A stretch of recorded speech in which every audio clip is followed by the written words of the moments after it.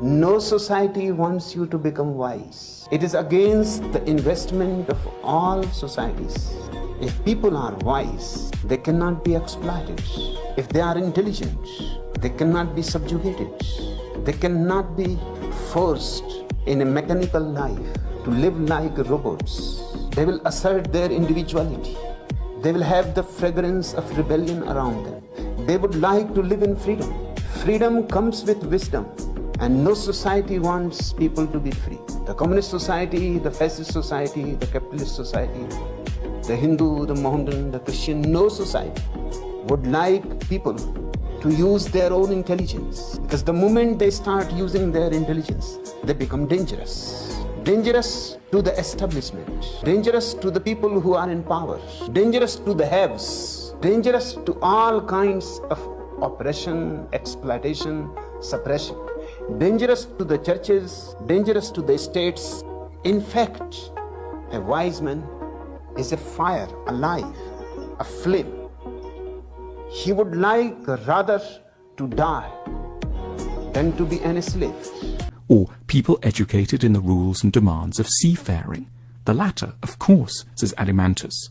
In Book 6 of the Republic, Plato describes Socrates falling into conversation with a character called Adimantus and trying to get him to see the flaws of democracy by comparing a society to a ship.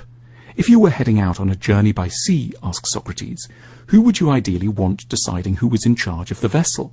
Just anyone, or people educated in the rules and demands of seafaring? The latter, of course, says Adimantus. So why then, responds Socrates, do we keep thinking that any old person should be fit to judge who should be the ruler of a country? Socrates' point is that voting in an election is a skill, not a random intuition. And like any skill, it needs to be taught systematically to people. Letting the citizenry vote without an education is as irresponsible as putting them in charge of a trireme sailing to Samos in a storm. Socrates was to have first-hand catastrophic experience of the foolishness of voters. In 399 BC, the philosopher was put on trial on trumped-up charges of corrupting the youth of Athens. A jury of 500 Athenians was invited to weigh up the case and decided by a narrow margin that the philosopher was guilty. He was put to death by hemlock. Socrates was not elitist in the normal sense. He didn't believe that a narrow few should only ever vote. He did, however, insist that only those who had thought about issues rationally and deeply should be let near a vote. We have forgotten this distinction between an intellectual democracy and a democracy by birthright.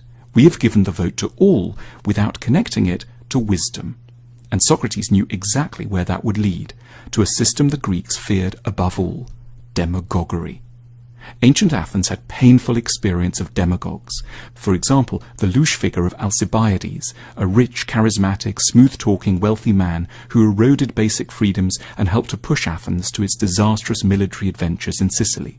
Socrates knew how easily people seeking election could exploit our desire for easy answers. We have preferred to think of democracy as an unambiguous good, rather than as something that is only ever as effective as the education system that surrounds it.